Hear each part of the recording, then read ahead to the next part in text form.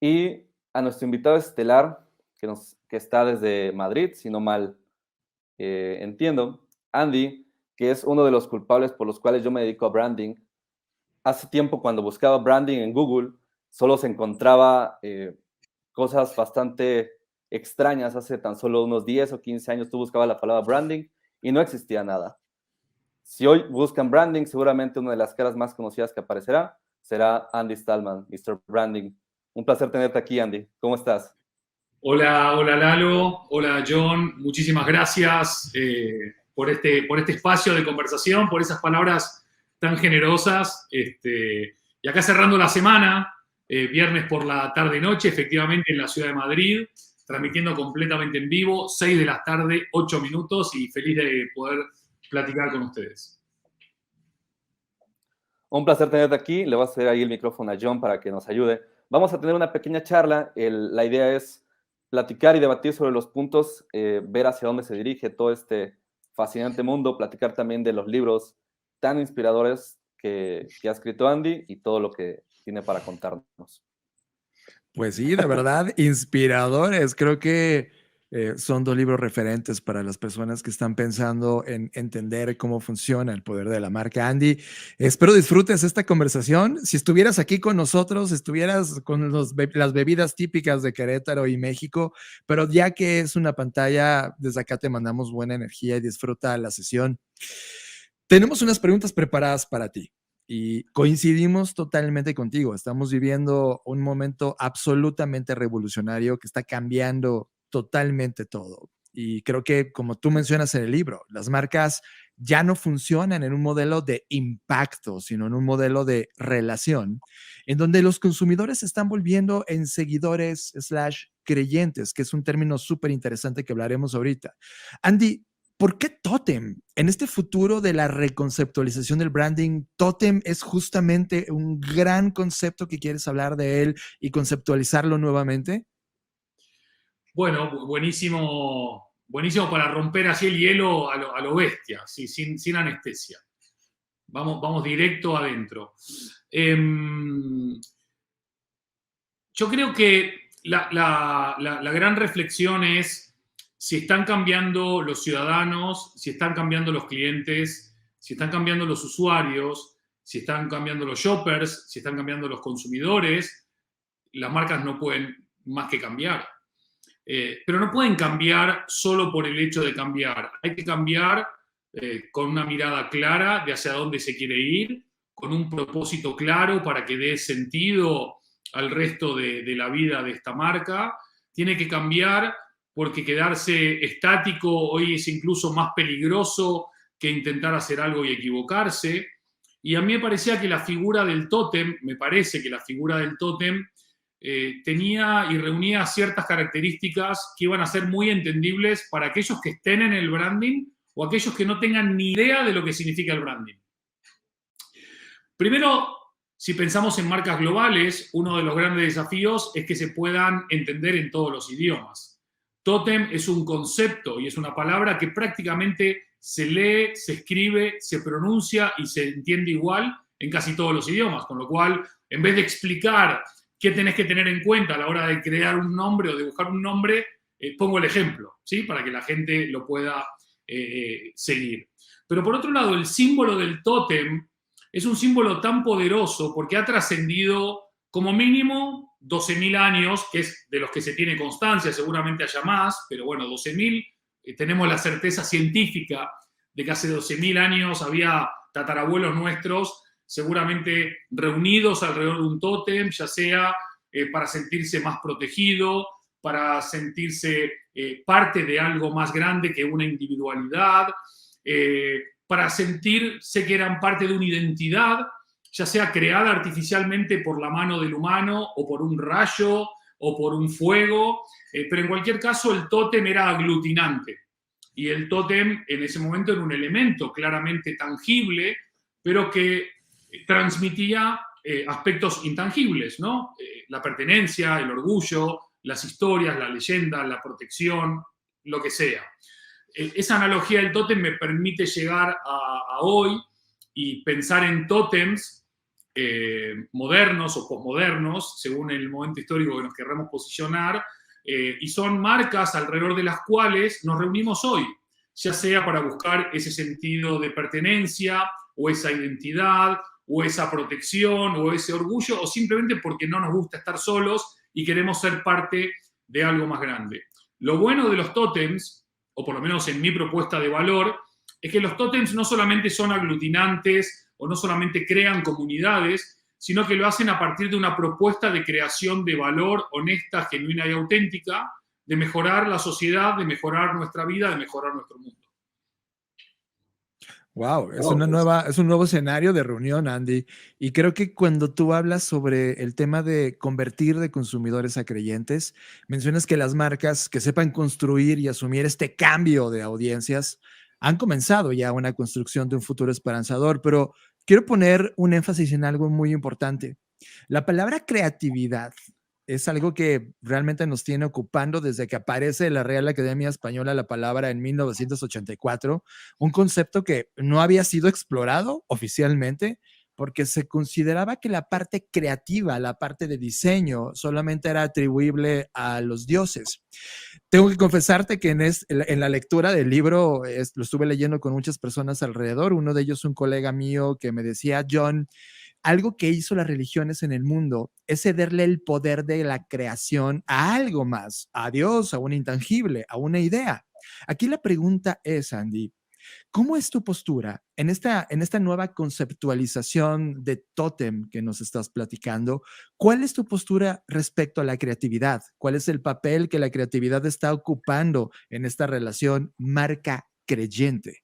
Excelente, excelente, John. Oye, ¿cómo te has preparado estas preguntas y estas introducciones? Es fabuloso, es de las mejores entrevistas y recién vamos por la segunda pregunta, ya estoy todo emocionado. Muchas gracias, es lo que provocas con tu libro, no podemos estar en otro nivel. Pues muchísimas gracias. Eres un provocador de buenas preguntas. No, es un fenómeno y aparte muy bien planteado y hurgado muy bien en donde hay que hurgar. Primero, una aclaración que creo que es importante para evitar una confusión en nuestra audiencia. Cuando hablo de creyentes, no estoy hablando de creyentes religiosos. Estoy hablando de creyentes por convicción. Pueden ser religiosos, pero la religión se canaliza en otro lado, que también puede ser un tótem religioso específicamente.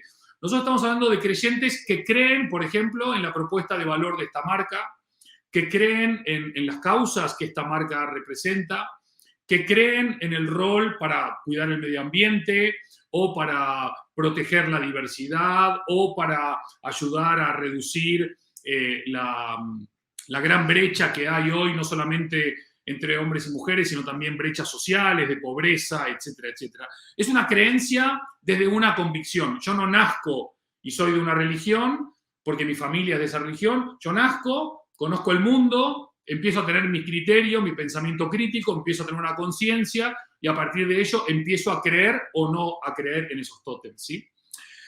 La creatividad. Está buenísimo lo que contabas. Es cierto que nosotros antes hacíamos outsourcing de la creatividad en lo divino. Y seguramente lo divino sigue haciendo sus cosas creativas para aquellos que creen en lo divino. Indudablemente no hay más que ver el planeta donde vivimos para decir, wow, qué creatividad, ¿no? El otro día me decía un amigo mío que desde el momento en que Adán cogió la manzana del árbol, se acabó lo free en este mundo, ¿no? Se acabó lo gratis en este mundo, ¿no? Por traer una analogía ahí. La creatividad indudablemente es innata al ser humano. Sobre todo la creatividad viene mucho más potenciada en países como México o como Argentina, donde queda tanto por hacer todavía, donde todavía la gente no se puede aburguesar, donde la gente todavía no tiene ese estado de bienestar, donde no está esa tranquilidad que uno puede encontrar ciertamente, por ejemplo, en Europa, ¿no? Con lo cual la creatividad va donde la necesidad está, ¿sí? Podríamos cambiar la palabra creatividad por innovación y también podríamos utilizar esa misma expresión. Y hay una cosa que me gustaría desmentir acá en vivo y en directo, que es que mucha gente cree que no somos seres creativos. Mira, cada uno de nosotros, as we speak, tenemos un promedio de 80.000 millones de neuronas acá dentro del cerebro. Cada uno, ¿eh? Y esas 80.000 millones de neuronas generan como mínimo un promedio de 70.000 pensamientos diarios y procesan unas 500 millones de decisiones inconscientes diarias. O sea, el que diga que no tenemos una capacidad creativa es porque es un negador serial. Otra cosa es que no somos creativos porque no tenemos disciplina, porque no tenemos método, porque no tenemos constancia, porque no tenemos disciplina o porque no tenemos esfuerzo. Y lo interesante del diseño es que puede canalizar la creatividad a través de todo lo que acabo de decir hacia resultados o soluciones creativas que aporten una mejora a nuestra vida, ya sea laboral, profesional o personal. Con lo cual, la creatividad, indudablemente, dentro de esta propuesta de valor de Totem, no solamente es esencial y trascendente, sino que está en el ADN de cualquier tótem que se precie como tal, pero también dentro de las cabezas de los creyentes que siguen no incondicionalmente esos tótems, sino a cambio de un compromiso o un contrato no escrito, pero sí de cumplir las promesas realizadas. Me queda clarísimo y también coincido que esta capacidad creativa mental y en ese contexto te planteo lo siguiente.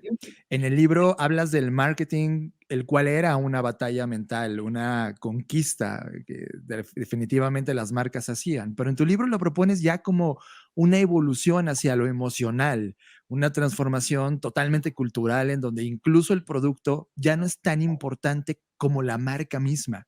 Pero Andy, también señalas la ética. ¿Cómo abrazar una postura real de ética y no solo de campaña de marketing de parte de las marcas? Excelente, John. De verdad, enhorabuena por las preguntas, por el tratamiento, por la reflexión que te hacen volver a pensar las cosas antes de responder, ¿no? Y te agradezco por ello también. Mira, hay una realidad que se manifestó de manera muy amplificada durante la pandemia. Bueno, pandemia que todavía no terminó, ¿no? Pero ha habido marcas que han operado de manera muy oportunista, ¿no? Tratando de conectar emocionalmente o con el dolor o con la desesperación o con la angustia, buscando tocar esa tecla emocional de una manera muy poco ética. Yo vengo diciendo hace mucho tiempo que la transición de la estética publicitaria o marketinera a la ética publicitaria o marketinera es impostergable. Esto no implica que tenemos que ser aburridos o que tenemos que ser extremadamente o políticamente correctos. Significa que tenemos que tener a la ética como brújula a la hora de hacer las cosas.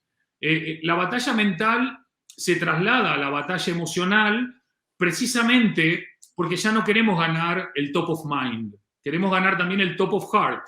Porque cuando vos ganás el top of mind, eso hace que tu marca sea conocida. Conocen mi marca, estoy en su cabeza. Pero para estar en su corazón, aparte de ser una marca conocida, tengo que ser una marca querida. La diferencia de estar solo en la cabeza o estar en la cabeza y en el corazón es que una marca conocida deriva en un comportamiento. No está ni bien ni mal, es simplemente un comportamiento. Pero una marca querida que está en tu corazón genera un compromiso. Y ahí marcas la diferencia entre el comportamiento y el compromiso. Es verdad que si vos ves el 99% de los comerciales o campañas de marketing de los últimos 2 años, todos están apelando a la emoción. Lo que pasa es que todos apelan a códigos de lenguaje muy parecidos, a tonos de voz muy parecidos, incluso la misma musiquita de fondo, ese pianito medio decadente, nostálgico, tristón, porque la mayoría de marcas hacen marketing sin conocerse bien. Entonces, si tú no conoces cuál es tu propuesta de valor diferenciadora, cuál es tu verdadero ADN, ¿cómo vas a comunicarlo? Entonces hay tendencias y la gente las sigue. El gran problema es que vos me vas a decir, sí, pero si la ética sería una tendencia, está bueno que la gente la siga. Lo que pasa es que la mayoría de empresas siguen las tendencias estéticas, no las tendencias éticas. Como me decía hoy una amiga, Marta Valenzuela, la mayoría de marcas ve lo que impacta, pero no ve lo que importa.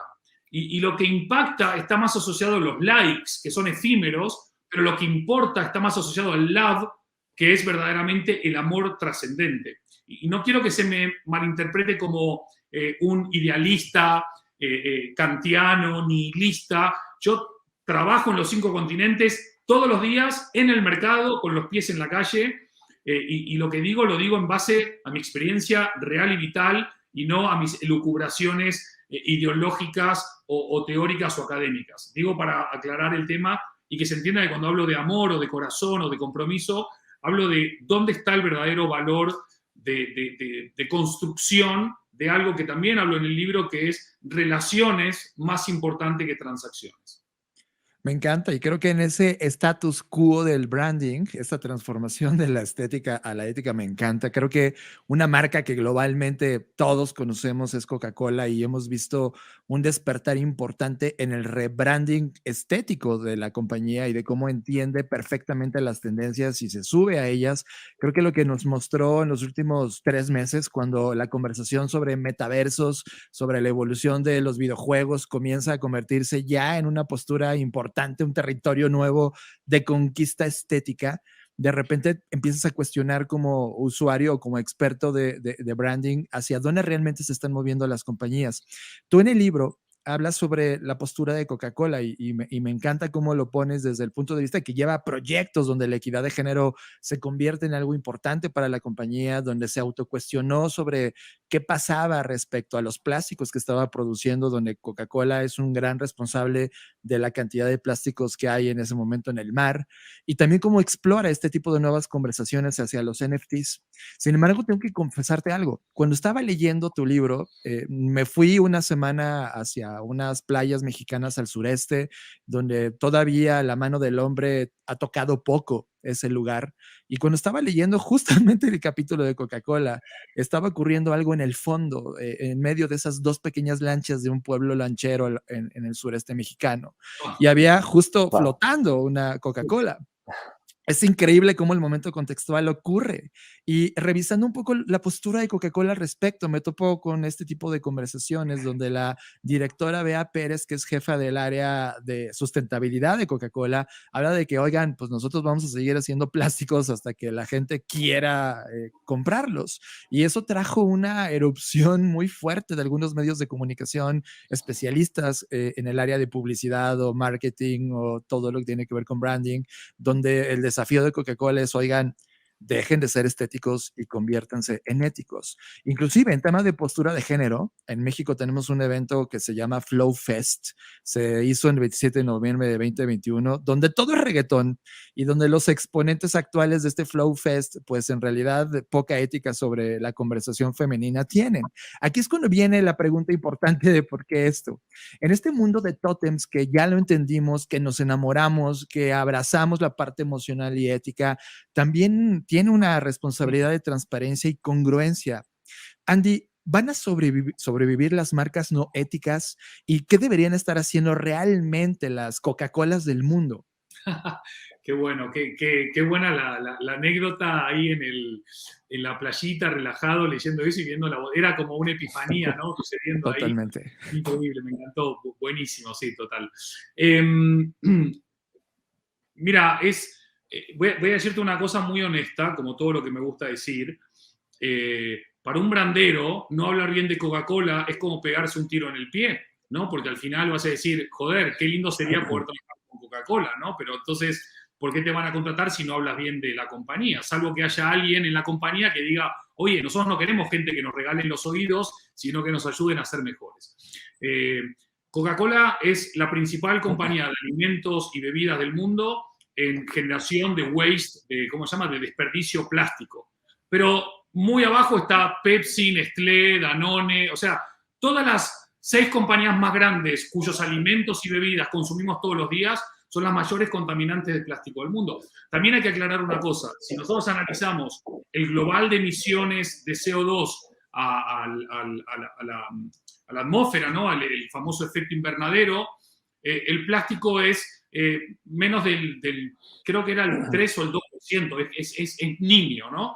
Es muy importante desde un punto de vista de comunicación, pero muy chiquitito en cuanto al impacto. Sin embargo, sí creo que las compañías como Coca-Cola y tantas otras se han dado cuenta de que seguir igual que antes representaba un serio riesgo. Por eso empezamos con planes de sostenibilidad, botellas 100% hechas de 100% de plástico de botellas recicladas, diversidad, equidad, inclusión, el famoso DEI, y un montón de estrategias, no quiero decir de greenwashing, porque no las conozco en detalle, pero tampoco tengo claro que un producto que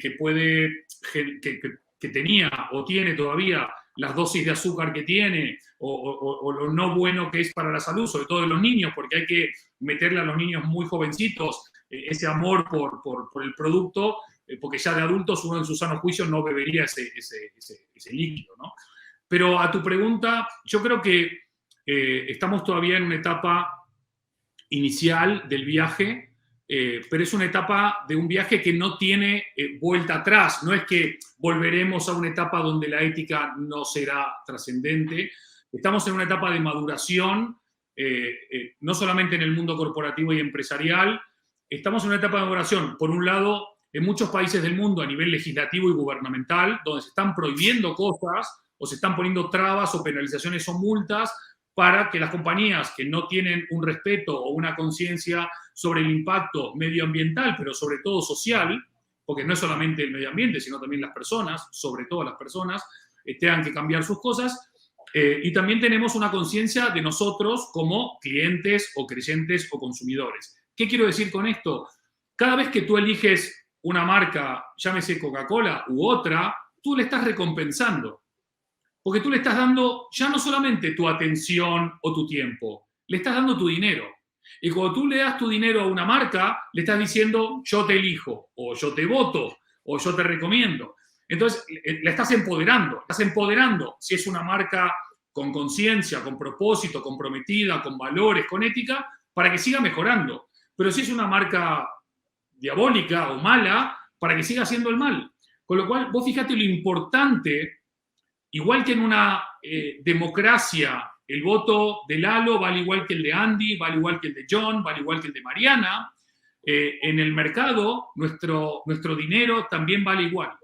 Porque comprando una botella u otra, una marca u otra, recompensamos o castigamos y decimos, sigan haciendo esto para los que lo están haciendo bien o sigan haciendo esto para los que lo están haciendo mal. Con lo cual creo que hay una conciencia que se despertó. Me alegra que se haya despertado y también me alegra que muchas marcas, aunque no estén convencidas de tener que hacerlo, lo harán por la propia presión que los clientes y consumidores ejerceremos sobre ellas. Claro, Andy. Sobre esta última parte que comentas, hay una delgada línea sobre el tema ético, ¿no? ¿Cómo defines una buena marca? Es sobre el impacto que tiene en esta tribu, en este conjunto al cual va dirigido, ¿no? Coca-Cola tiene un público bastante amplio, así podemos mencionar cualquier marca que tiene a su público cautivo. Entonces, el desempeño de la marca lo mides conforme se une esa tribu, ¿no? Cómo se reúnen a esos tótems que se crean, que son lo mejor para ellos, por eso están reunidos alrededor de él. Pero eso no quiere decir que sea bueno para el contexto, para el mundo, para otros grupos, otras personas. Y es esa delgada línea la que marca esta parte ética, creo yo. ¿Cuál es tu perspectiva sobre cómo tiene que ser el futuro de estas nuevas marcas, estos nuevos tótems, y esa delgada línea de lo ético, pero en un nivel más social, global? Bueno, está buenísimo el comentario, Lalo, y seguramente el comienzo de todo esto es de la marca hacia adentro, no de la marca hacia afuera. Porque al final, si tú no te crees que tienes que cambiar, que tienes que mejorar, que tienes que dar vida a tus valores, que tu propósito no es una partecita de tu menú, de tu website para que los inversores o accionistas estén contentos, sino que verdaderamente es tu razón de ser y tu razón de existir, es muy difícil. Hoy hay muchas marcas que dicen lo que no se creen y hacen lo que se creen menos. Entonces, hay como una... Hoy me decía Marta también a la mañana, me decía, hay como una bipolaridad dentro de las marcas, ¿no? De querer ser lo que no son, pero se compran la mentira tanto que ya se creen que son lo que no son. La ética empieza por una sinceridad profunda de quién sos, qué pains tenés y cómo haces para cambiarlos. Le tenemos que dar un margen a los Coca-Cola, a los Danone, a los Nestlé, para que hagan ese viaje de transformación. Llevan 100 años haciendo todo mal, mintiendo, publicitando cosas que no son ciertas, prometiendo una felicidad que nunca llega o un deseo siempre incumplido para seguir generando más deseo, la frustración de no ser nunca parte de ese selecto grupo de chicos y chicas tan guapos y tan atléticos y tan felices y que juegan tan bien a la pelota o cantan tan bien o bailan tan bien. Es muy frustrante en un mundo en donde tenemos países que están creando el Ministerio de Soledad, como por ejemplo Japón o UK, en un mundo donde tenemos unas dosis, unas tasas de depresión, ansiedad, obesidad que rompen todo tipo de data, que sigamos jugando al mundo feliz. Tampoco estoy diciendo que tiene que ser un mundo depresivo y deprimido, pero por lo menos incentivemos el juego limpio, incentivemos los mensajes de que no hace falta ser guapo para ser exitoso o tener miles de seguidores para ser reconocido, que hay muchas formas de realizarte en la vida. Y vos me vas a decir, pero ese no es el rol de las marcas. Bueno, de algunas marcas no y de otras tal vez sí, pero el rol de las marcas claramente no es el de confundir a la gente, sobre todo si es gente joven o si es gente que no ha tenido la posibilidad de formarse o de estudiar o de crear un pensamiento crítico o de, como decía Hemingway, tener encendido el filtro de mierda para saber qué es verdad de lo que no es, ¿no?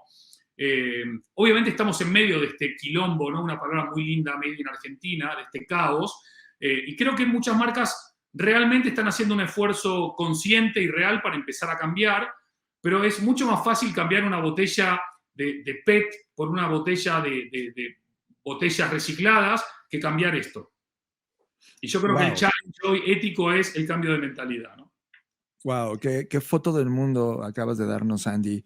Y, ¿sabes? Coincido en esta frase que dices, la etapa inicial de este viaje de transformación. Y creo que justamente ahí es donde está parado Totem, ¿no? Y si podemos como comenzar a sintetizar cosas ya a esta mitad del viaje de esta entrevista, has dicho palabras como ética, negocios, corazón, profit, creyentes. Y en este sentido, también en el libro hablas de las compañías B Corps, que definitivamente son una fantástica idea. La pones como una opción que utiliza justo este poder del mercado, este viaje que están haciendo para dar soluciones a los problemas ambientales y sociales, motivadas desde el propósito. Andy, ¿qué hace falta para que el mundo, los emprendedores, los empresarios, los diseñadores, los creadores puedan abrazar un pensamiento o una postura de diseño de compañía desde este tipo de filosofía? Excelente. Solamente quería agregarte, John, a lo de las B Corp, que también lo puse como ejemplo de que cuando el mundo cambia, hay nuevas oportunidades de negocio también, porque los certificadores de B Corp no lo hacen por amor al arte. Ellos han podido fusionar su compromiso de ayudar a crear o transformar empresas mejores, al mismo tiempo ganar dinero.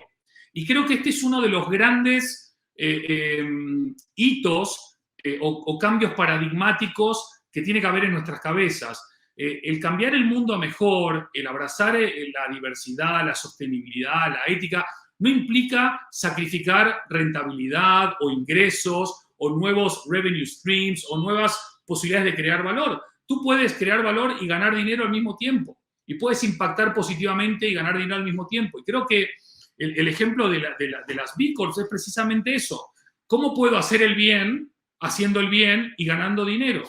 Y yo creo que está muy bueno. A mí me ha pasado, tengo amigos que dirigen compañías que se han querido certificar y han sudado lo que no está escrito para conseguir la certificación y han pasado a veces un año entero hasta poder conseguirla, incluso más.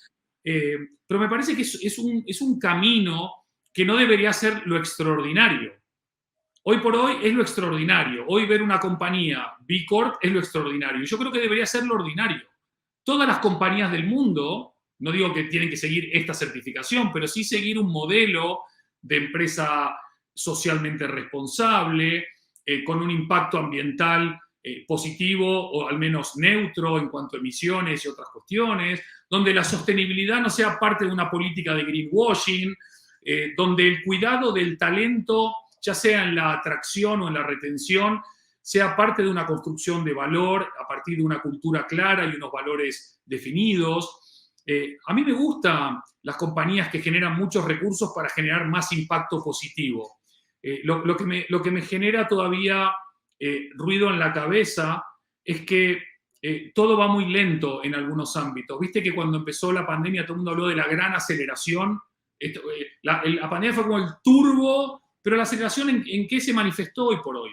Si hoy hacemos un análisis real de impactos reales de la pandemia en nuestra vida real, trabajo híbrido, estudio híbrido y más trámites para viajar, pero al final las empresas siguen casi igual, con gente más quemada, ahora no se trabaja de sol a sol, sino que se trabaja de Zoom a Zoom, pero no ha habido un cambio profundo, no ha habido un cambio de calado. A mí cuando me dicen la revolución de la pandemia, digo, no, acá no hubo ninguna revolución, acá hubo un sacudón muy, muy grande, donde nos recordaron que somos humanos, finitos y vulnerables, pero la estructura corporativa global no ha cambiado en nada. De hecho, es más fuerte que antes, es más rica que antes y tiene más recursos que antes. Entonces, el gran desafío es cómo podemos acelerar el verdadero proceso de transformación de las marcas hacia ser tótems, creyendo y convencidas en que construir un mundo mejor es viable a partir de la contribución de cada uno a ese mundo. Wow, gran statement. Y te voy a proponer algo interesante. Creo que lo que acabas de decir sobre esta estructura corporativa global, que es más fuerte, creo que ahí es donde entran todos los creativos, diseñadores y nuevos pensadores de tótems. Creo que si ya sabemos que hay un profitcentrismo en las compañías, necesitamos entender que su KPI está ahí, pero podemos diseñar una nueva estructura. Te propongo lo siguiente. Hemos trabajado algo que quiero saber tu reacción al respecto. Hemos nosotros creado una filosofía de 9 Ps muy básicas, en donde las personas, que es algo que en tu libro defiendes totalmente, el propósito, que es algo que abraza también la filosofía del libro, y el planeta, pueden ser un punto de partida inicial como concepto de marca. Y luego lo rodeas alrededor de todo lo que hemos hecho muy bien corporativamente hablando. Establecer cuál va a ser el performance desde los puntos de KPIs y profit y ganancia, la propuesta de valor, que quizá es un nuevo concepto en lugar de productos y servicios, Fulcrum, que es un punto de vista de postura de diseño y hacer una entrega muy viable en términos de diseño, que tenga una experiencia y usabilidad increíble. La parte de plataforma, que no necesariamente es la línea de digital o no digital, sino creo que en tu libro pasado, en Brand of On, justamente se habla de este tipo de plataforma y pensamiento, el poder y el empoderamiento que le das a ese nuevo creyente de la interacción contigo y poder mejorar su vida. Y finalmente un tema de perspectiva. También entender cómo va a ser este mundo en los siguientes 10, 15 años a través de diseño de futuros. A esta postura le decimos las 9 Ps. Es una plataforma inicial que queremos proponerle al mundo y que junto con lo que tú has construido podamos hacer un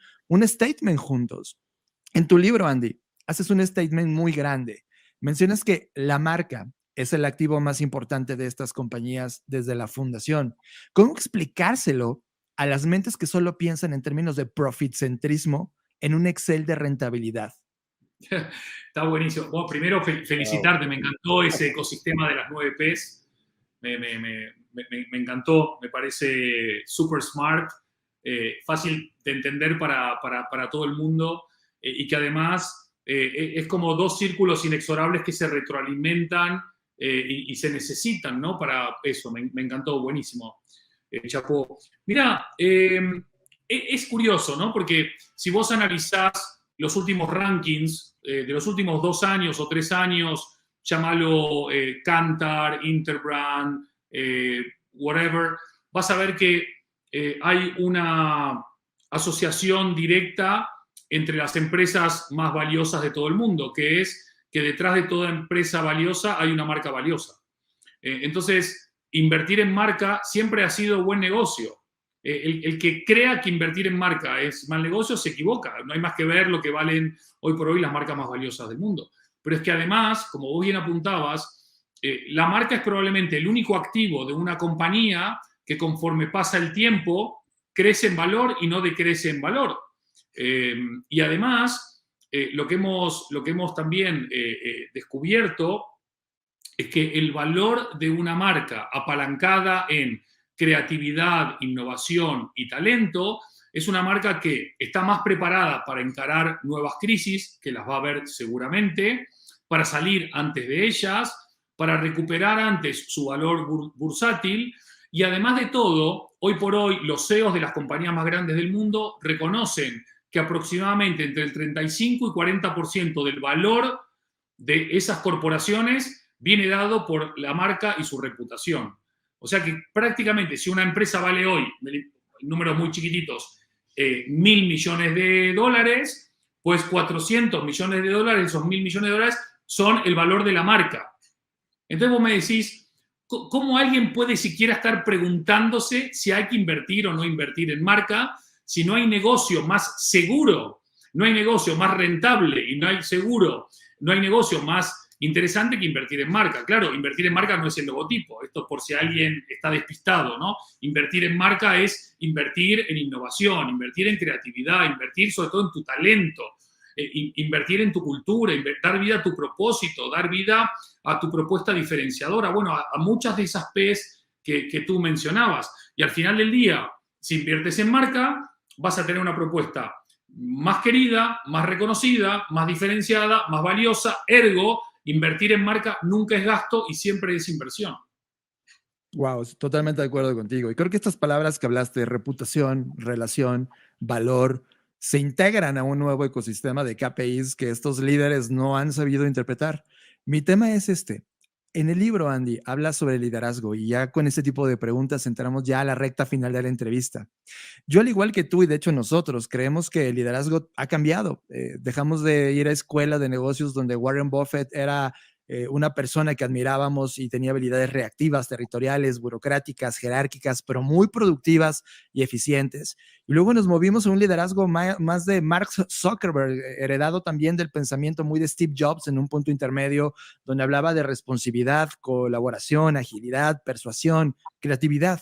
Pero hoy estamos viendo un nuevo liderazgo que se integra a esta nueva generación productiva y me encanta que estas habilidades que traen personas que inclusive tú profundizas en el libro, como Greta Thunberg, Malala o Joy, que ha venido advirtiéndonos sobre los algoritmos, traen habilidades bien interesantes, humanitarias, ambientalistas, inteligencia colaborativa, innovación, influencia, creatividad, tecnología, equidad.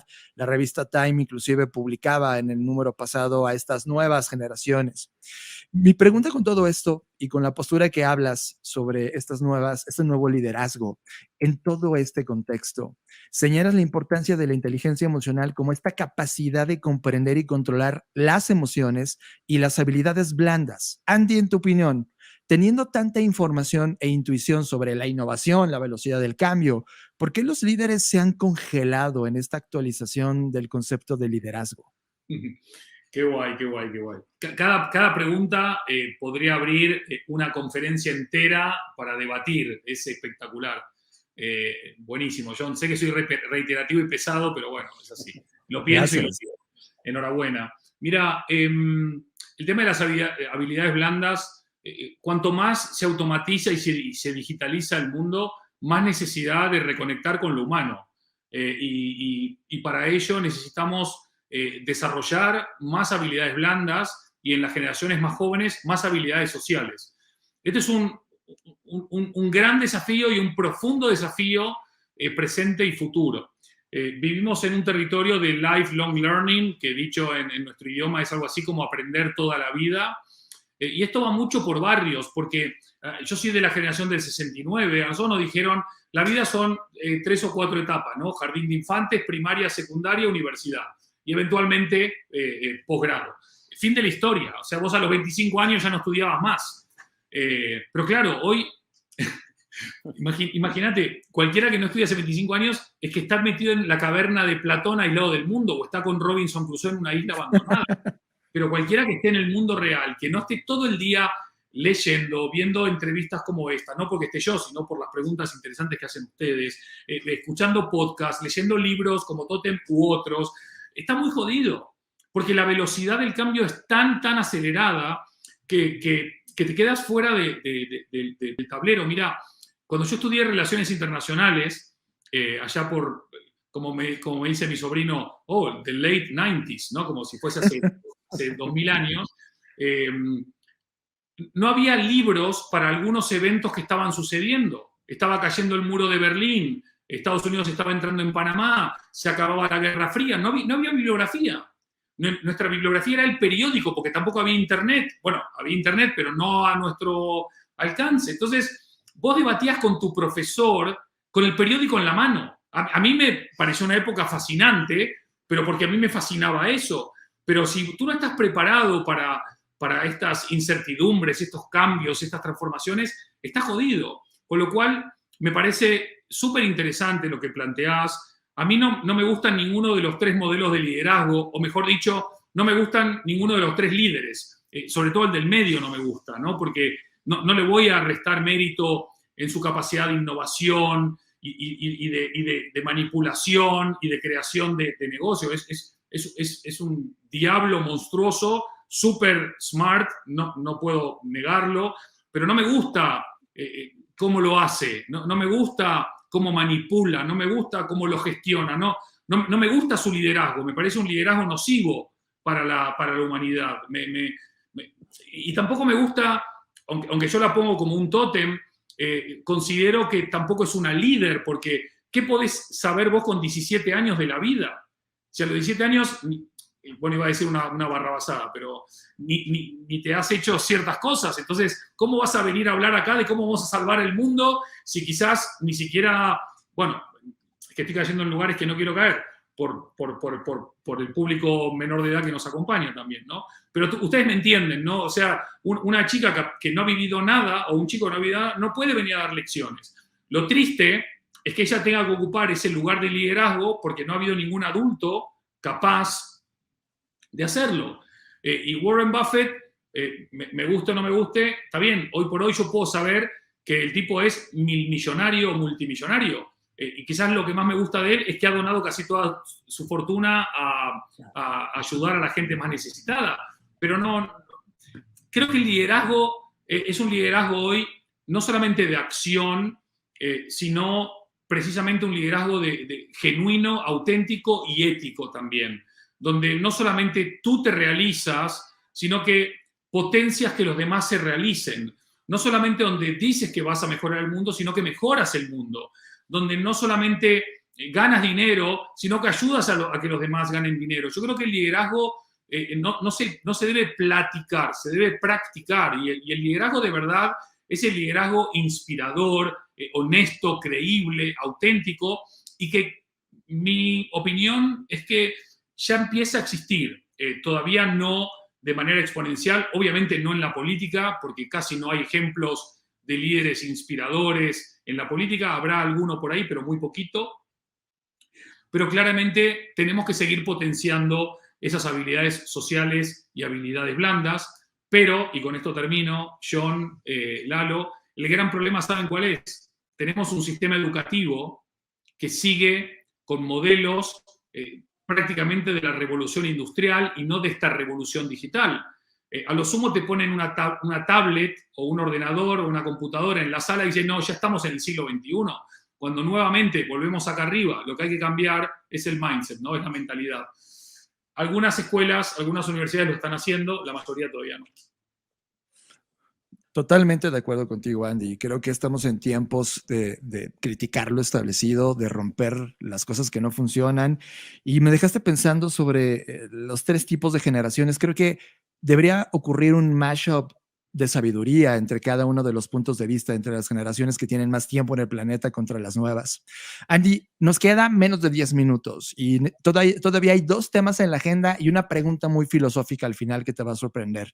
Voy a ser rápido con este planteamiento. Voy a tocar el tema de economía de creador y las redes sociales, que en una parte final del libro también nos las muestras.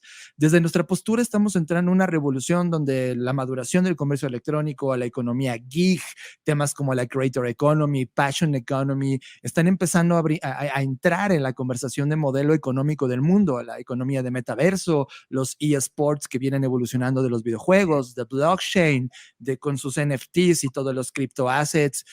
Creo que estamos entrando en una redefinición completa, inclusive las fintech, en esta nueva arquitectura de economía que va a estar madurando. Para nosotros es una nueva economía llamada economía de plataforma, que como tú mencionas, están en manos de los Mark Zuckerbergs y eso es algo que hay que criticar y volver a plantear.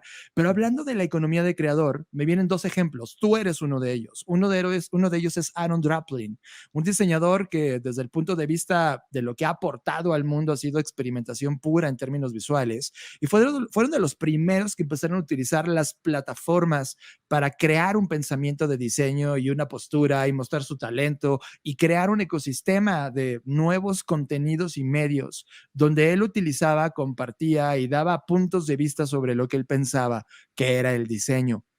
Y con ello se creó una economía personal. Tú eres un genial ejemplo. Has construido a partir de tu reputación, del uso de medios, de la colaboración que tienes con universidades, esta economía personal de creador.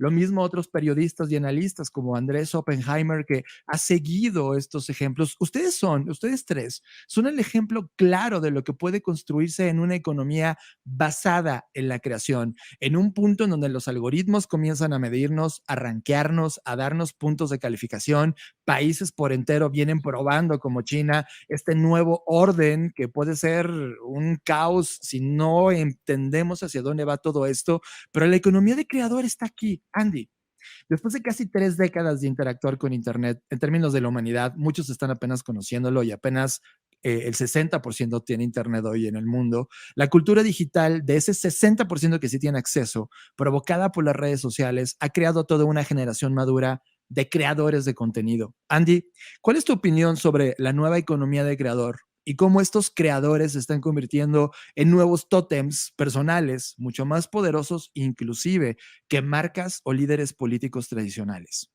Pues a mí me parece, bueno, primero un análisis brillante nuevamente y una pregunta espectacular. Yo soy fan de esta época. Yo creo que una de las cosas más maravillosas que Internet ha traído es esta posibilidad de que todos tengamos una voz, de que todos podamos compartir nuestra creatividad o nuestros dones o nuestras habilidades con el mundo, de que el mundo pueda tener un abanico casi infinito de opciones para escuchar, para aprender, para compartir, para participar, para criticar, para hacer. A mí me parece increíble. Obviamente, mucha gente te critica, ¿no? Gente mayor me dice, Andy, el tiempo que vos pasás en social media es too much pain for a little gain, ¿no? Demasiado tiempo para tan poco. Le digo, es que estás equivocado, es que no conoces el ecosistema, vos no sabés lo que vale crear una comunidad, tener feedback, poder hablar con la gente, poder que te contraten para proyectos porque te conocieron por una entrevista o por un post o por una conferencia o simplemente por un libro. Vos no sabés lo que es la posibilidad de estar en cualquier lugar del mundo e impactarle la vida a otra persona o mejorarle la vida a otra persona. Vos no sabés lo que es la libertad de poder hablar libremente. Que vos vas a decir, sí, Andy, pero ¿qué me estás contando si tuviese una democracia? Sí, pero yo viví sin democracia también. Yo fui al colegio con unos preceptores que tenías que cortar el pelo 3 dedos por encima del cogote y te hablaban con olor a cigarrillo acá y te puteaban en todos los idiomas y tú calladito, porque si no, no es que ibas a la dirección, ibas preso. Entonces, esta libertad creativa que hay ahora es fabulosa y me encanta que además la gente pueda ganar dinero haciendo lo que le gusta. La gente piensa que estar en este mundo digital o virtual o híbrido, ¿no? Porque también estás en el otro lado de la pantalla, es simplemente poner la cara y hablar. Hay mucho trabajo.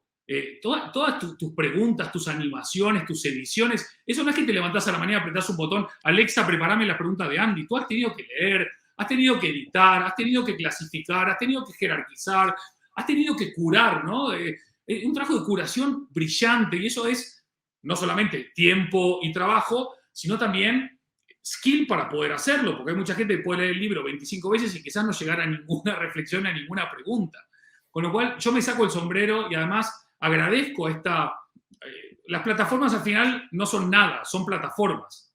Nosotros somos los que le damos vida a la plataforma y los que hacemos que la plataforma sirva o no sirva, ¿no? Al final la plataforma lo que hace es como cuando te tomas un avión. Vos te vas a un destino, el avión te lleva, pero luego lo que tú haces en el destino no depende del avión, depende de ti, ¿no?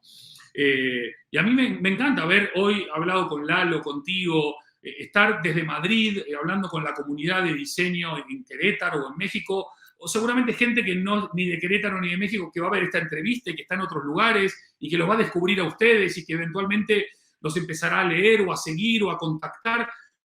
Eso es una maravilla. Esto es como tirar la botella al océano, pero sabiendo que en vez de una botella son miles de millones de botellas, no de plástico, no como las que viste tú, sino de esas que flotan y que después se pueden quitar. Y aunque me voy por las ramas, a mí me emociona esta nueva economía porque creo que de verdad le hemos quitado el monopolio y el filtro a los poderes. Y hoy todos somos un poquito un poder. Luego cada uno tendrá la capacidad de elegir qué poder querer leer, qué poder querer escuchar o qué poder querer seguir, ¿no? Excelente, Andy. Está increíble. Mucho de lo que decimos de este lado es que la creatividad, la duda es la semilla de la creatividad. Hablabas de estas habilidades blandas y hay estudios que han hecho palpable la falta y el retroceso en la creatividad de esta generación y posiblemente de la que siga. Por ello tan importante fomentarlos, porque además, como platicabas en el tema de lo que se va automatizando en estas nuevas generaciones, lo último que está en lo que es imposible automatizar, tú bien lo sabes, es la creatividad. También, por otro lado, la estrategia, ¿no? Son dos balances que nos ayudan a crear grandes cosas para el futuro y que hoy, con lo que tú haces, con lo que tú estás haciendo, que es fomentar esta creatividad, fomentar estas dudas, te comentaba en un principio, eres creador de grandes dudas para grandes soluciones, por eso te lo agradezco. Y esta pregunta, quiero aprovechar, va para los dos, que es en esta recta final que estamos viendo la marca en el tiempo, ¿hacia dónde, y quisiera comenzar contigo, John, ves el futuro de las marcas y cuál es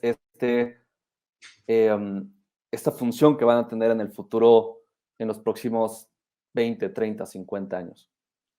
Wow, qué responsabilidad estar frente de Andy y responder esta gran pregunta, Lalo. Creo que Andy nos da una dirección muy clara y de hecho no me voy a salir por la tangente, la voy a correlacionar con la última pregunta que tenía porque hay mucho de esa respuesta ahí. Esta es de hecho la última pregunta que te quería hacer sobre ese tema. ¿Pueden ver pantalla? Perfecto. La revista Time publicó hace 3 meses esta portada de Future of Business y nos advertía justamente un poco de esta luz de, oye, ¿hacia dónde crees que vayan a hacer los negocios o las marcas? Y ellos advertían que definitivamente, ya sea que vendieras un taco, un líquido o lo que sea, también eras una compañía tecnológica. Y creo que no solamente es compañía tecnológica, sino que también eres una compañía de medios, al generar contenido, al ser todo una nueva generadora de ideología, de postura. Y mucho de este camino me cuestionaba cuando veía este cambio de generación de marcas y de posturas. Antes, como ser humano, tú tenías una necesidad y, por ejemplo, pedías una pizza por teléfono y te llegaban y te la entregaban. O eras un ser humano que necesitaba viajar físicamente a algún lugar, agarrabas un teléfono y te mandaban un auto. Esta relación human-human es algo que definitivamente lograba encapsular ese pensamiento de negocio y de marcas, y la marca que entregaba y conectaba la necesidad contra alguien que te la resolvía, pues se hacía poderosa. Hoy, esta relación human to human creo que comenzó a evolucionar, sobre todo porque el punto intermedio comienza a ser sustituido por tecnología, por algoritmos, y de repente la relación dejó de ser human to human, empezó a ser human to machine. Ahora le pides a Uber que vaya por ti a otro ser humano. Uber es un algoritmo, ve la geolocalización de los otros humanos cercanos, ve la reputación de uno y de otro lado y te hace una sugerencia de, oye, tal ser humano va a pasar por ti. Conforme ha evolucionado el entendimiento del comportamiento, tanto del que va a ser transportado y el que usa la tecnología, como del otro lado, el algoritmo se hizo más complejo y nacieron compañías como Facebook, Spotify, Netflix y las que siguen. Y de repente este humano que te entregaba el servicio de transportarte, inclusive puede ser sustituido por otra máquina. Vemos coches eléctricos que están probando tanto Google como Tesla y otras más, la capacidad de poder que sus autos puedan manejarse solos. Por lo tanto, la relación machine to machine to human es algo que no estaba en business to consumer, consumer to consumer. Creo que la respuesta de las marcas va por acá. Poder entender que la correlación de negocio y de marca ya no solo es entre humanos, sino también de humanos a algoritmos y de algoritmos a humanos y de algoritmos a humanos. Y ese nuevo territorio es un territorio donde todo lo que ha venido construyendo Andy encaja. La ética, la postura, el cuidar al humano, cuidar al planeta, tener un propósito. Y si no tienes clara esa genética, podemos perder el control. Por eso yo hacía mucho hincapié en que en el futuro probablemente las marcas sean humanos altamente creativos y con totalmente conocimiento de las herramientas que usa, y del otro lado las herramientas comportándose a la altura de la relación humana-artificial. Respondo con este video, güey. Este video tiene 24 horas que lo vi y me sorprende porque seguimos volviéndonos locos viendo robots despertar y algorítmicamente estar comenzando a interactuar con nosotros. Y cedo la estafeta con mi última pregunta, que sé que responde ambas cuando Andy lo haga. En este mundo de nuevas relaciones, porque la marca creo que al final del día es entender la relación que vas a tener, los algoritmos han llegado a un momento de alta influencia en donde no hemos terminado todavía de resolver problemas como la pobreza, la sostenibilidad, la diversidad, la equidad de género, y ahora tenemos inteligencia artificial y nuevos modelos de relación humano-máquina. Andy, Lalo, también te respondo, te hago la pregunta a ti. ¿Cuál es su postura también sobre este tema? ¿Es un riesgo, una nueva oportunidad? ¿Cómo entender estos cambios paradigmáticos de relación? ¿Vamos a ver tótems artificiales? Aquí, mira, me escribí un ensayo que se llama Human of On, que tiene nada más que 430 páginas, donde me planteo en ese ensayo gran parte de lo que vos decís, ¿no? Cómo vamos a interactuar con las máquinas, qué tan máquinas vamos a terminar siendo nosotros, cuánta parte de nosotros va a ser biónica y automatizada y cuánto no, cuánto más vamos a vivir y si seremos capaces de vivir tanto tiempo. Ayer veía la serie Dexter y en un momento uno de los protagonistas le decía a otro, el problema de la humanidad no es el miedo, es el aburrimiento. Cuando estamos aburridos nos transformamos en lo peor del ser humano. Y si vamos a tener máquinas que van a trabajar por nosotros, ir a la escuela por nosotros, hacer la compra por nosotros, hacer el amor por nosotros, hacer todo por nosotros, vamos a estar aburridos. Y el ser humano aburrido es un ser humano muy peligroso. Entonces, yo no tengo muy claro qué tipo de futuro vamos a vivir, porque creo todavía que lo que va a pasar mañana depende de las decisiones que tomemos o que dejamos de tomar hoy. Y creo que el solo hecho de que estemos debatiendo esto es algo positivo. Mira, yo tengo una Alexa en mi casa y todos los días le hago una pregunta que le haría a un ser humano y no me la sabe responder. El robot que vos acabás de mostrar, hoy por hoy, el robot más avanzado que existe sobre la faz de la Tierra tiene la madurez de un chico de 4 años, con lo cual todavía no estamos en esa época de Terminator ni de Robocop, todavía, digo, ¿no?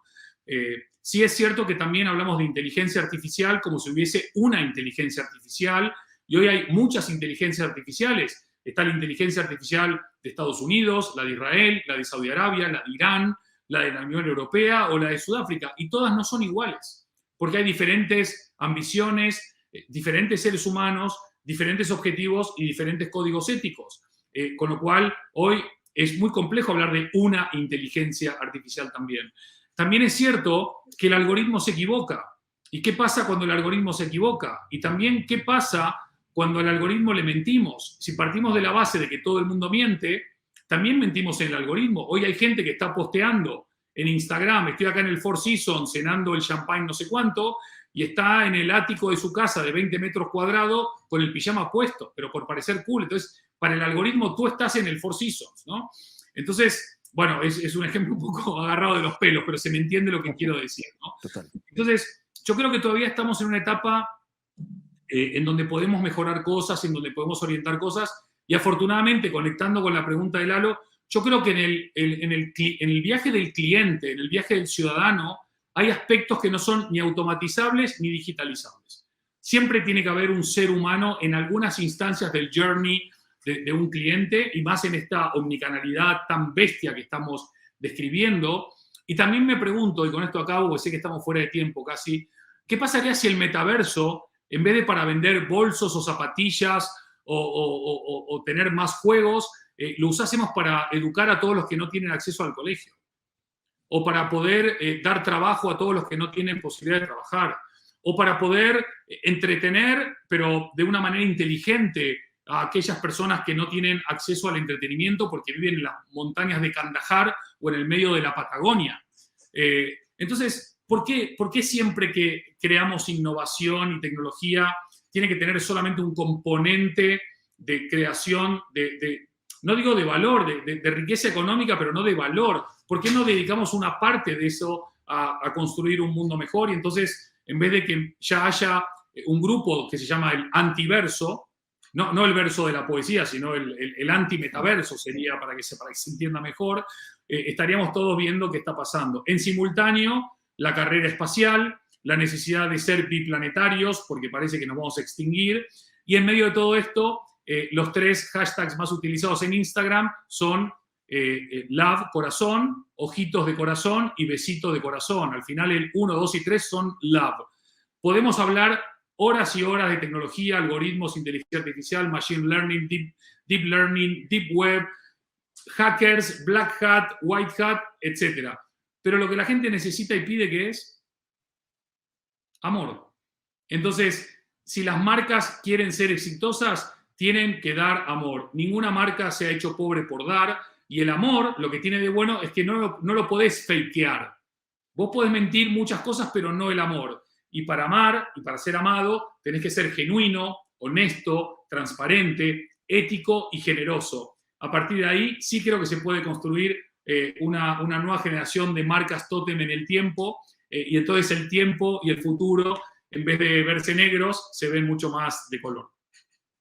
Wow, wow. Yo con esto llego al final, pero tengo que plantear y te pido permiso antes, Andy, porque sé que tu agenda está totalmente loca. Yo estoy perfecto de tiempo, es por ustedes. Yo estoy genial. Estoy genial, además.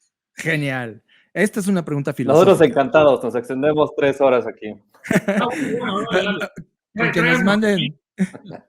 Yo feliz. Ahí les va. Pregunta filosófica. Inclusive pueden responder los dos, pero Andy, tú eres el invitado estelar.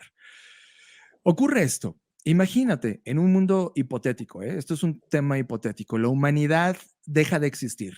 Esta nave interplanetaria llamada planeta Tierra, ya no estamos en este lugar. Ponle lo que sea, nos eliminamos, evolucionamos otra cosa, nos fuimos del planeta y lo abandonamos. Cualquiera que haya sido las causas, ya no hay humanos.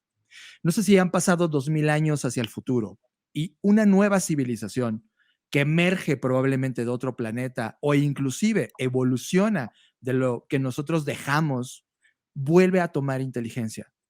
Y de repente se topa con este video, Andy.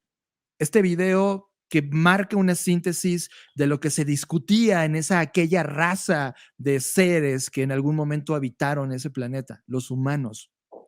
Si tú, Andy, tuvieras que darle un consejo a esa nueva civilización por crecer, por crear, por pensar, ¿cuál sería ese consejo en nombre de toda la humanidad que ha existido y existió?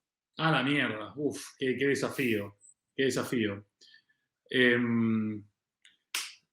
Queridos amigos del futuro, soy Andy Stallman. Estoy aquí en excelente compañía, en una charla que, si llega a dentro de 2000 años, va a ser un milagro tecnológico.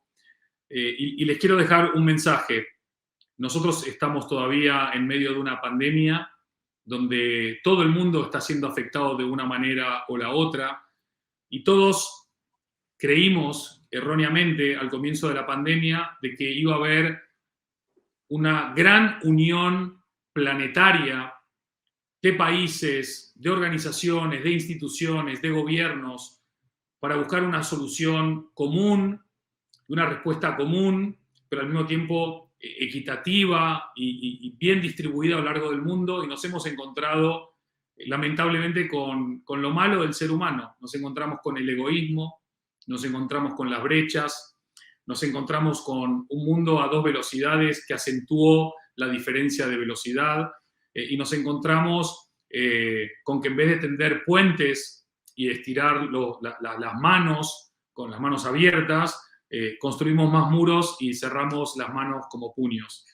si van a empezar una nueva civilización, no se olviden nunca de la importancia de la solidaridad, de la generosidad, de la empatía, de estar en los zapatos del otro y de esta máxima que quizás sea clave para que su civilización viva muchos miles de años.